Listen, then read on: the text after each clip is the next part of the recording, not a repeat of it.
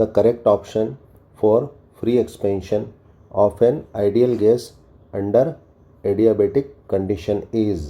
यानी जब ideal gas का फ्री एक्सपेंशन होता है, फ्री एक्सपेंशन यानी बिना किसी अड़चन के, बिना किसी विरोध के जब आइडियल गैस का एक्सपेंशन होता है, फैलाव होता है, और किस कंडीशन में? अंडर एडियाबेटिक कंडीशन में, यानी रुद्धोष्म परिस्थितियों में। तो नीचे ये जो 4 ऑप्शंस दे रखे हैं, इनमें कौन सा ऑप्शन सही होगा? तो यहाँ पर होगा आंसर ए, यानी heat exchange 0, change in temperature 0 and work done 0। ये किस तरह से होगा, आइए हम देखते हैं। सबसे पहले हम आइडियल गैस की बात करें तो आइडियल गैस एक कल्पना है, एज्यूम्शन है।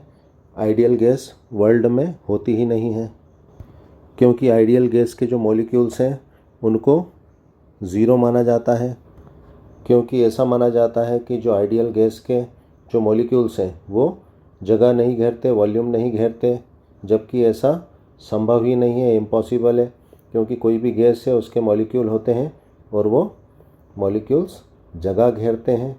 दूसरा ये माना जाता है कि आइडियल गैस के जो मॉलिक्यूल्स होते हैं, पहली बात तो वो जगह नहीं घेरते, और दूसरा आइडियल गैस के मॉलिक्यूल्स के बीच जो है इंटरमॉलिक्यूलर फोर्स नहीं होता है। क्योंकि आइडियल गैस के मॉलिक्यूल्स को नेग्लिजिबल मान लिया जाता है, तो उनके बीच इंटरमॉलिक्यूलर फोर्स कैसे वर्क करेगा? अगर हम एक सिस्टम लें जिसमें पिस्टन लगा हुआ है, यानी ये मान लिया जाता है कि अगर हम इस पिस्टन के अंदर आइडियल गैस भर दें और इस पिस्टन को अगर हम प्रेशराइज्ड करें तो ये पिस्टन बॉटम को टच कर जाएगा। यानी ऐसा माना जाता है कि आइडियल गैस के मॉलिक्यूल्स जगह यानी वॉल्यूम को नहीं घेरते हैं, जबकि वर्ल्ड में ये संभव ही नहीं है कि कोई गैस जगह न घेरे। इसलिए आइडियल गैस क्या है? एक कल्पना है। इसीलिए ऐसी गैसेस जिनमें मॉलिक्यूल्स पॉइंट की तरह होते हैं, यानी जो कम जगह घेरते हैं, उनको आइडियल गैस मान लिया जाता है। और ऐसी गैसेस जिनके मॉलिक्यूल्स के साइज़ बहुत छोटे होते हैं, उनके बीच इंटरमॉलिक्यूलर फोर्स भी बहुत कम होगा। यानी कुछ गैसेस आइडियल गैस के नज़दीक हो सकती है, लेकिन पूरी तरह से आइडियल गैस नहीं हो सकती। अब यहाँ पर क्वेश्चन में हम आइडियल गैस के फ्री एक्सपेंशन की बात कर रहे हैं, लेकिन किस कंडीशन में? एडियाबेटिक कंडीशन में। तो सबसे पहले हम एडियाबेटिक कंडीशन को समझेंगे। एडियाबेटिक जो प्रोसेस होती है उसकी जो कंडीशन होती है, तो एडियाबेटिक प्रोसेस में जो है जो सिस्टम होता है, इसकी जो वॉल्स होती हैं ये जो है इंसुलेटेड होती है। ऐसे इंसुलेटेड सिस्टम में से मैटर तो बहुत दूर की बात है, हीट का भी जो है एक्सचेंज नहीं होता है। हीट को हम स्मॉल q से डिनोट करते हैं। यानी अगर हम इस सिस्टम में आइडियल गैस भर दें, या हमने जो है इसमें आइडियल गैस रख दी है, तो सिस्टम के अंदर की आइडियल गैस बाहर के सराउंडिंग से हीट का एक्सचेंज नहीं कर सकती। यानी एडियाबेटिक कंडीशन में हीट एक्सचेंज क्या होता है? Q = 0। अब यहाँ पर इस सिस्टम में ये जो आइडियल गैस है, इस आइडियल गैस का क्या हो रहा है? फ्री एक्सपेंशन हो रहा है। एक्सपेंशन यानी फैलाव, गैस का फैलना। यानी आइडियल गैस क्या कर रही है? यहाँ पर पिस्टन के ऊपर और पिस्टन की दीवार पे क्या बना रही है? प्रेशर बना रही है। अब जब गैस में एक्सपेंशन होता है तो वर्क कौन करता है? वर्क गैस करती है। वर्क को हम स्मॉल w से डिनोट करते हैं, डिमॉन्स्ट्रेट करते हैं, प्रदर्शित करते हैं। अब यहाँ पर गैस खुद ही वर्क कर रही है ना? आइडियल गैस खुद ही वर्क कर रही है, यानी हमको बाहर से कोई टेम्परेचर तो नहीं देना पड़ रहा है। और सिस्टम तो क्या है? इंसुलेटेड है, यानी हम टेम्परेचर देते भी तो गैस के टेम्परेचर में कोई चेंज नहीं आता। यानी एडियाबेटिक प्रोसेस में बाहर से टेम्परेचर का सवाल ही नहीं उठता, है ना? यानी जब गैस में एक्सपेंशन होता है तो वो खुद अपने स्वयं के अंदर की इंटरनल एनर्जी का, यानी अपने अंदर जो अंतर्निहित एनर्जी होती है उसका यूज़ करती है गैस। लेकिन यहाँ पर एक बात का ध्यान दें, यहाँ पर एक्सपेंशन तो हो रहा है, क्योंकि एक्सपेंशन होता है तो वर्क भी होता है। लेकिन यहाँ पर एक्सपेंशन फ्री एक्सपेंशन है। और फ्री एक्सपेंशन कब होगा? जब ये जो बाहर का सराउंडिंग है ये क्या हो? वैक्यूम हो। क्योंकि वैक्यूम होगा तो यहाँ पर बाहर सराउंडिंग में कोई भी गैस नहीं होगी, क्योंकि गैस होती है तो क्या होता है? गैस के मॉलिक्यूल्स होते हैं और वो क्या करेंगे?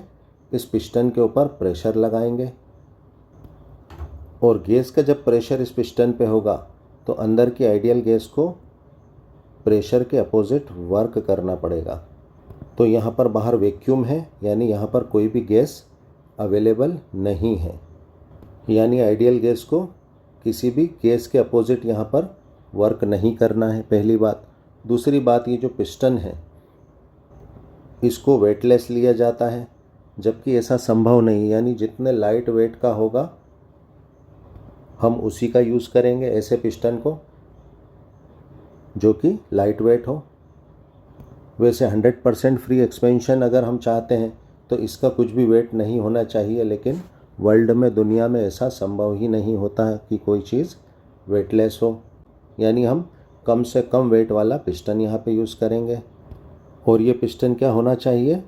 फ्रिक्शन लेस भी होना चाहिए, यानी इसमें किसी तरह का कोई घर्षण नहीं होना चाहिए कि आइडियल गैस को उसके अपोजिट यानी उसके विरोध में वर्क करना पड़े। यानी यहाँ पर कुल मिलाकर एक्सपेंशन क्या है? फ्री है, यानी गैस को एक्सपेंड होने के लिए किसी तरह का कोई वर्क नहीं करना पड़ रहा है, यानी किसी को भी अपोज नहीं करना पड़ रहा है, क्योंकि बाहर वैक्यूम है तो यहाँ पर कोई प्रेशर नहीं है। पिस्टन वेटलेस है तो यहाँ पर कोई प्रेशर नहीं है पिस्टन का, और यहाँ पर पिस्टन का कोई फ्रिक्शन भी नहीं है, यानी यहाँ पर आइडियल गैस जो है वो किसी भी तरह का कोई वर्क एक्सपेंशन में नहीं कर रही है, यानी W इज इक्वल टू क्या हो जाएगा? 0 हो जाएगा। यानी फ्री एक्सपेंशन में आइडियल गैस को कोई भी वर्क नहीं करना पड़ता है। और हमारा वर्क का क्या फार्मूला होता है? W is equal to minus pressure, कौन सा? एक्सटर्नल वाला, यानी ये बाहर का प्रेशर, इनटू डेल V, यानी चेंज इन वॉल्यूम। चूँकि यहाँ सराउंडिंग में क्या है? वैक्यूम है, तो यहाँ पर एक्सटर्नल प्रेशर क्या होगा? 0 होगा। यानी यहाँ पर हम फार्मूले में एक्सटर्नल प्रेशर की जगह 0 रख सकते हैं, तो यहाँ पर क्या हो जाएगा? एक्सटर्नल प्रेशर 0 हो जाएगा। और यहाँ पे एक्सपेंशन हो रहा है तो वॉल्यूम तो चेंज होगा, लेकिन यहाँ पर क्या होगा? 0 में डेल V का मल्टीप्लाई होने पर W क्या हो जाएगा? वर्क डन 0 आएगा। इसीलिए यहाँ पर जो है आइडियल गैस के फ्री एक्सपेंशन में वर्क डन क्या होता है? 0 होता है। जैसा कि हमने बताया कि यहाँ पर अगर सिर्फ एक्सपेंशन होता आइडियल गैस का, फ्री एक्सपेंशन नहीं होता, तो गैस क्या करती है? यहाँ पर अपनी इंटरनल एनर्जी का यूज़ करती है गैस को एक्सपेंड करने में, क्योंकि एडियाबेटिक जो प्रोसेस होती है, एडियाबेटिक जो कंडीशन होती है, उसमें बाहर से किसी भी तरह का कोई टेम्परेचर नहीं दिया जाता है, और सिस्टम आइसोलेटेड होने से हीट का भी एक्सचेंज नहीं होता है, यानी गैस अपनी इंटरनल एनर्जी यानी किसका यूज़ करती है? डेल U का यूज़ करती है। यहाँ पर U क्या है? हमारी इंटरनल एनर्जी है, और डेल्टा का क्या मीनिंग होता है? चेंज, यानी डेल U क्या हो जाएगा? Change in internal energy. तो जैसा हमने बताया कि यहाँ पर एक्सपेंशन क्या है? फ्री है। चूँकि फ्री एक्सपेंशन है तो वर्क डन ही नहीं हुआ, वर्क डन क्या है? 0 है। अब सीधी सी बात है, वर्क डन ही नहीं हुआ है तो इंटरनल एनर्जी का यूज़ ही नहीं हुआ है, यानी इंटरनल एनर्जी चेंज क्या होगा? 0 होगा। इसे हम थर्मोडायनेमिक्स के फर्स्ट रूल से भी पता लगा सकते हैं, क्योंकि क्या होता है? डेल U यानी change in internal energy is equal to क्या होता है? Q plus W। तो यहाँ पे चेंज इन हीट क्या है? 0 है, और वर्क डन भी क्या है? 0 है। तो यहाँ पर इंटरनल एनर्जी भी क्या हो जाएगी? डेल U भी क्या हो जाएगी? 0 हो जाएगी। जैसा कि हमने पहले भी बताया था कि अगर आइडियल गैस में सिर्फ एक्सपेंशन होता तो क्या होता? जो इंटरनल एनर्जी है उसका यूज़ गैस करती अपने एक्सपेंशन में, और इंटरनल एनर्जी अगर यूज़ होती तो क्या होता? गैस के टेम्परेचर में क्या होती? गिरावट होती, यानी गैस का टेम्परेचर, आइडियल गैस का टेम्परेचर डाउन हो जाता, यानी गैस ठंडी हो जाती, यानी क्या होता? टेम्परेचर में चेंज आ जाता, चेंज इन टेम्परेचर। और जैसा कि यहाँ पर क्वेश्चन में हमने देखा कि एक्सपेंशन क्या है? फ्री है। फ्री एक्सपेंशन है तो वर्क डन नहीं हुआ, वर्क डन नहीं हुआ तो इंटरनल एनर्जी का यूज़ नहीं हुआ, और इंटरनल एनर्जी का यूज़ नहीं हुआ तो टेम्परेचर में भी कोई चेंज नहीं होगा, यानी टेम्परेचर में किसी तरह की कोई गिरावट नहीं होगी, कोई चेंज नहीं आएगा। क्योंकि हम जानते हैं आइडियल गैस के लिए जो इंटरनल एनर्जी होती है वो किस पे डिपेंड करती है, टेम्परेचर पे डिपेंड करती है।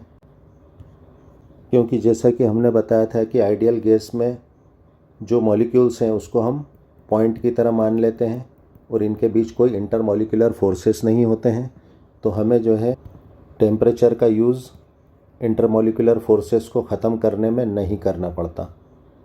क्योंकि आइडियल गैस के मॉलिक्यूल्स के बीच में अट्रैक्शन रिपल्शन होता ही नहीं है, यानी टेम्परेचर का यूज़ टोटल इस गैस की मॉलिक्यूल्स की काइनेटिक एनर्जी को बढ़ाने में ही चला जाता है या लगता है।